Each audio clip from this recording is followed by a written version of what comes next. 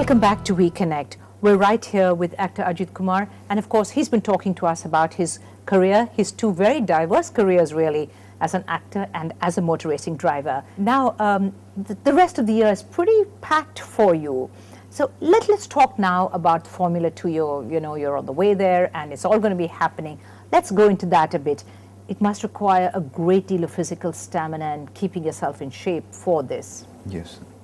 How much time do you spend doing that? Almost 4 hours a day in the last 3 weeks. I mean, everyone is aware that I've been battling an issue with my weight, and I've been blessed that I've been given this opportunity to participate in Formula 2, which is a very, very competitive event. I have approached professionals, trainers, dietitians over the last few weeks, and they've been helping me get into shape. And I still have another 2.5 weeks to go before, and I'm confident that, but honestly, I feel as fit as I was maybe 15, 20 years ago. That's what you look amazingly Thank you so much. fit. Thank you so much. Thank you.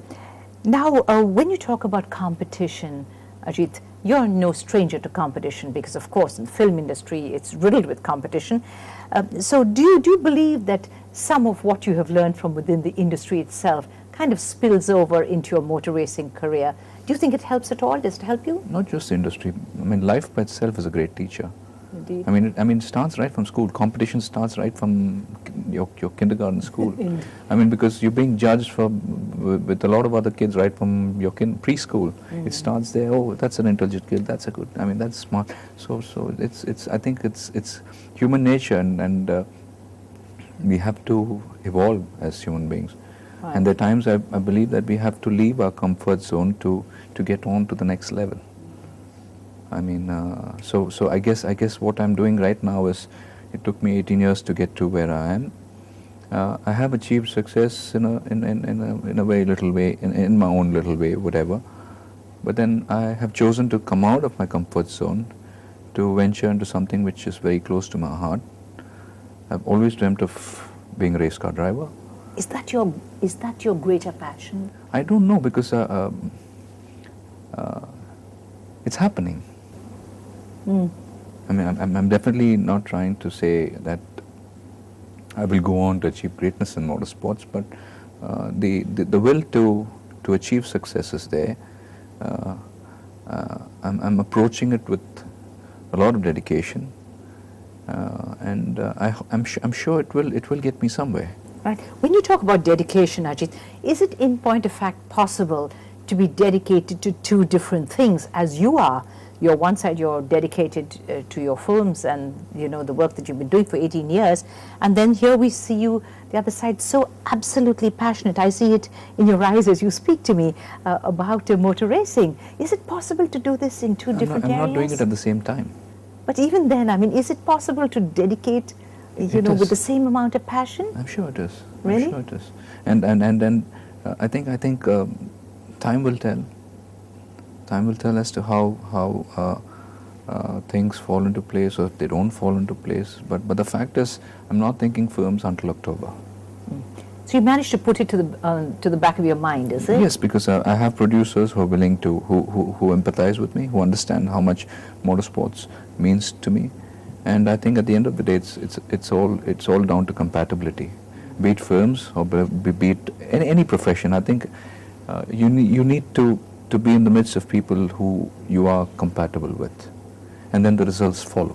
And you find yourself totally comfortable in the area of motor racing? Yes, yes. To be honest, I'm very grateful to a few people. First of all,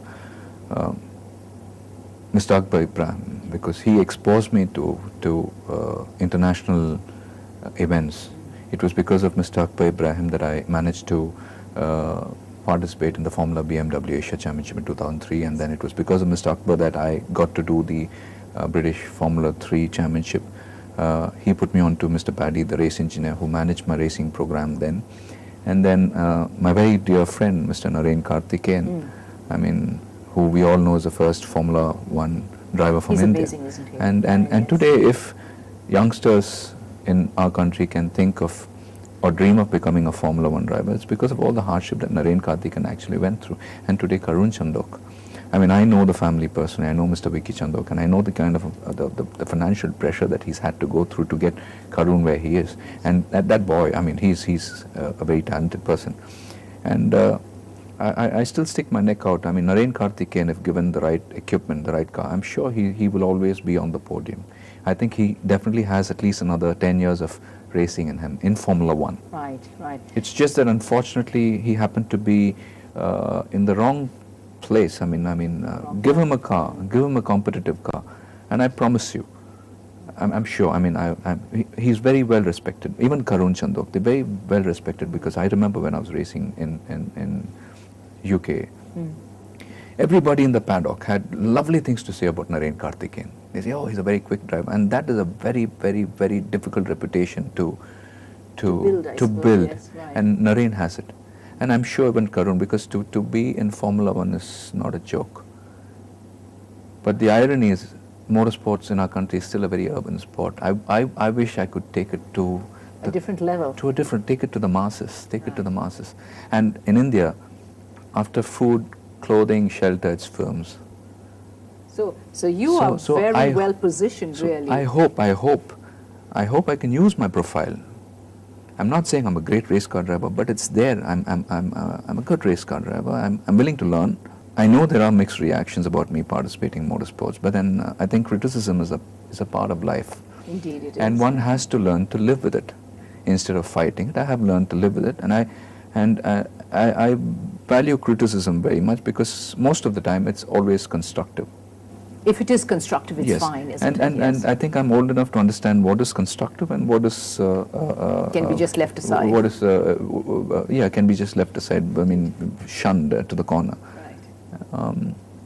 So, like I was saying, I hope I can use my profile. I hope I can get my fans to switch on the television, watch me when I'm racing, and in the process, I'm sure they will also get to know more about Naren, more about Karun, more about Arman, Parthiv, and all the other drivers who represent our country. I remember a few of my friends who, completely ignorant about motorsports, came to see a few of my races when I was doing the Asian Championship. Today, a few of them are hooked onto it, because they travel to Monaco, they travel to Malaysia, they travel to the Middle East to watch F1 races. So if that can happen with a handful of people, why not on a larger scale? Right. We're going to take a very quick break again, and when we come back, I'm going to talk to you about some of your films and also what you see as the real tangible way of taking motor racing forward. But we'll just go off for a very, very short while and get right back to this discussion that we're having and reconnect.